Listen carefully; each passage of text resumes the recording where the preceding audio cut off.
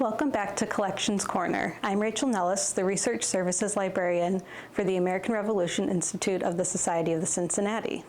Among our library holdings in the Robert Charles Lawrence Ferguson collection is a modest series of 6 letters written between August and October of 1776 from Jonathan Birge. Birge was commissioned captain on June 20th, 1776, and served as a Connecticut officer on the front lines during the New York campaign. He commanded a company consisting of 74 volunteers from his hometown of Bolton in the nearby Tolland. The letters are addressed to his wife, Priscilla, and describe in vivid detail the activities of the 4th Company, including troop movements, supply shortages, illnesses, and casualties.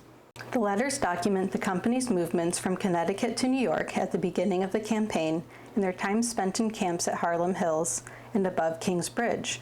Birge also gives reports to Priscilla on the men in his company, including his neighbor Abel Hawkins, who was severely injured in his arm in August and later died in September of the wounds, and Herman Baker, who during heavy cannon fire was, in Birge's words, left on the ground at or near the trench, who said he had rather lie there than run through the fire, and we left him there and have never heard from him since. In the same retreat, Birge reports that he lost his pack holding his provisions, bedding, Bible, and blanket. He later requests Priscilla send him more provisions to sell for cash and 2 blankets to prepare for winter. In October, Birge discusses the illnesses plaguing the camp at Harlem Hills, noting that he never saw a worse place to be sick in, for we have not one doctor to our whole brigade in camp, for they are all gone out to take care of the sick in the hospitals in the country. It is here that he also learns of his mother's death at home in Connecticut.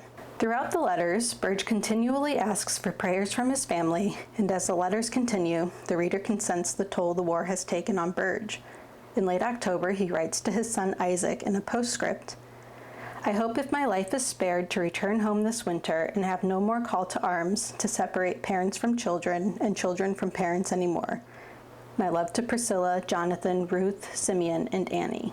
The 6th letter in the group was written on November 17, 1776 to Priscilla from Birge's fellow officers and friends, Edward Payne, Nathaniel West, and George Hubbard. The letter begins, "We think ourselves bound by the ties of peculiar acquaintance and good regard to a deceased friend to write you the melancholy and disagreeable news of loss of your dear husband, whose untimely fall is most sensibly felt by us and regretted. Jonathan Birge was wounded in his left shoulder during the Battle of White Plains. He died 13 days later on November 10th in a hospital and was buried in Stamford, Connecticut." These letters poignantly convey the impacts of war on all Americans, and while we now have the luxury of knowing how the war ends, Birge's letters illustrate the devastation and uncertainty he and his men experienced on a daily basis. The Jonathan Birge letters are available to read on our digital library.